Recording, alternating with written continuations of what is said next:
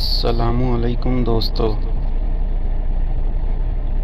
پچھلی ویڈیو میں ہم نے جانا کہ قرآن مجید میں کچھ ایسے بد نصیب لوگوں کا بھی ذکر ہے جن کے دلوں اور کانوں پر اللہ تعالی ہمیشہ کے لیے تالا یعنی مہر لگا دیتا ہے۔ اس کے بعد وہ چاہ کر بھی کبھی سیدھے راستے پر نہیں آ سکتے۔ آخر کون ہے یہ لوگ اور انہوں نے ایسا کیا گناہ کیا؟ آئیے جانتے ہیں سورہ البقرہ کی روشنی میں۔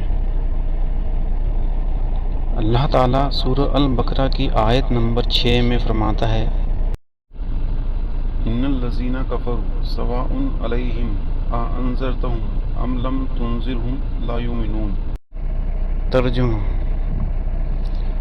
جن لوگوں نے کفر کیا ان کے لیے برابر ہے، چاہے آپ انہیں ڈرائیں یا نہ ڈرائیں، وہ ایمان نہیں لائیں گے۔ یہاں اللہ تعالیٰ ان ضدی لوگوں کی بات کر رہا ہے جنہوں نے حق کو سامنے دیکھنے کے بعد بھی صرف اپنے گھمنڈ کی وجہ سے اسے ماننے سے صاف انکار کر دیا۔ اس کے ٹھیک بعد آیت نمبر 7 میں اللہ تعالیٰ فرماتا ہے،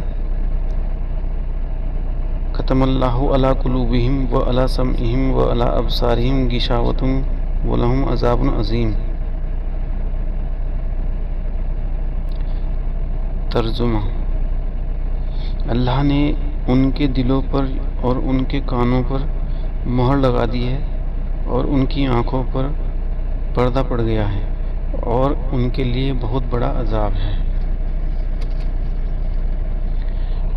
دوستو، مہر لگانے کا مطلب یہ ہے کہ جب انسان بار بار گناہ کرتا ہے اور جان بوجھ کر سچائی سے منہ موڑتا ہے تو اس کا دل کالے پتھر کی طرح سخت ہو جاتا ہے۔ پھر نہ تو اسے اچھی باتیں سمجھ آتی ہے، نہ حق کی آواز سنائی دیتی ہے اور نہ ہی وہ اللہ کی نشانیوں کو دیکھ پاتا ہے۔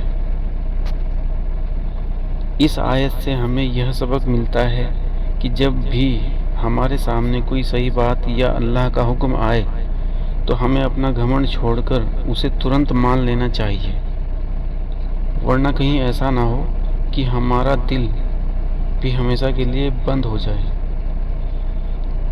اللہ ہمیں اس خوفناک انجام سے بچائے۔ کمنٹ باکس میں یا اللہ ہمارے دلوں کو ہدایت پر رکھ ضرور لکھیں۔ اگر ویڈیو میں کچھ سیکھنے کو ملا ہو تو اسے اپنے دوستوں کے ساتھ شیئر کریں اور چینل کو سبسکرائب کرنا نہ بھولیں۔ ملتے ہیں اگلی ویڈیو میں۔ اللہ حافظ۔